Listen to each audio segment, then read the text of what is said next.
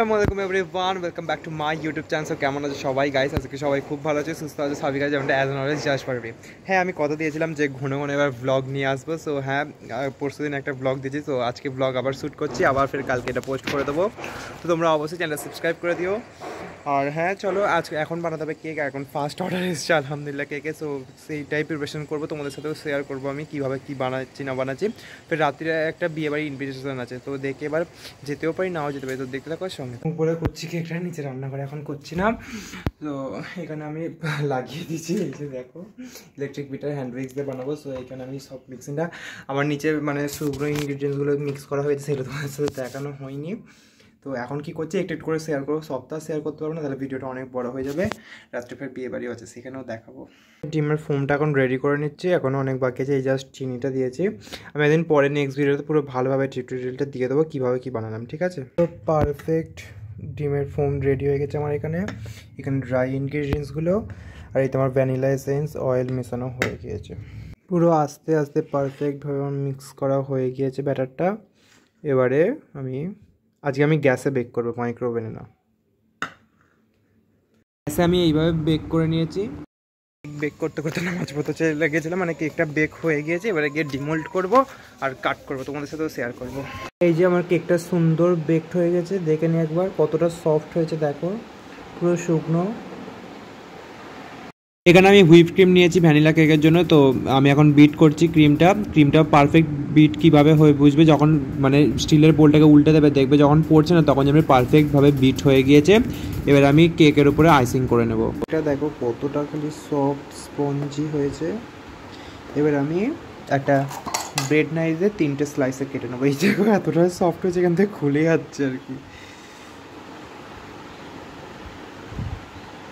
কতটা soft layer কাট হয়েছে, একটা লেয়ার জাস্ট তুলতুল করছে একদম, এতটা সব। তোমরা কেউ কিনতে চাইলে অবশ্যই আমাকে ইনস্টাগ্রামে মেসেজ করতে পারো। এই যে আমার 3টে লেয়ারে কাট করা হয়ে গিয়েছে, অবশ্যই আমাকে মেসেজ করতে পারো তোমরা ইনস্টাতে।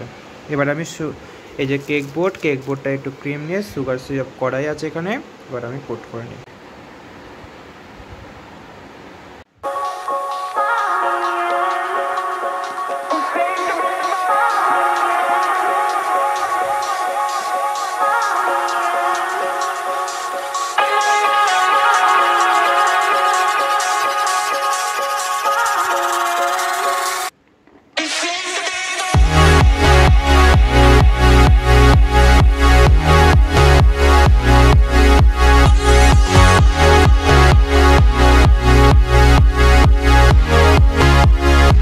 ক্রাম কোট করা হচ্ছে এখানে এখন। এবারে নেক্সট লেয়ারটা দেবো আমি। লেয়ারগুলো এতটাই সফট হয়েছে না, ভয় লাগছে যে ছিঁড়ে না যায়, ছিঁড়ে গেলে কোনো কষ্ট নেই। এবারে অ্যাড করে দিচ্ছি সুগার সিরাপ। প্রত্যেকটা লেয়ারে সুগার সিরাপ দিতে হবে, কারণ সুগার সিরাপটা দিলে ময়েস্ট থাকবে আর নরম থাকবে।